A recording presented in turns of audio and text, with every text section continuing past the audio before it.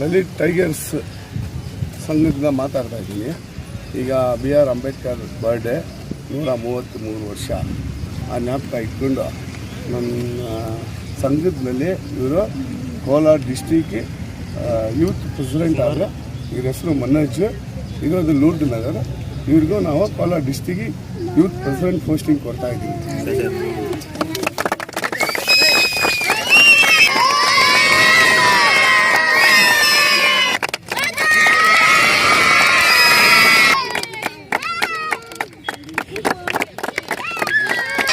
நான் எதுக்கு இந்த சங்கத்தில் சேரேன்னா, நான் ஒரு அம்பேத்கர் ஃபாலோவர்.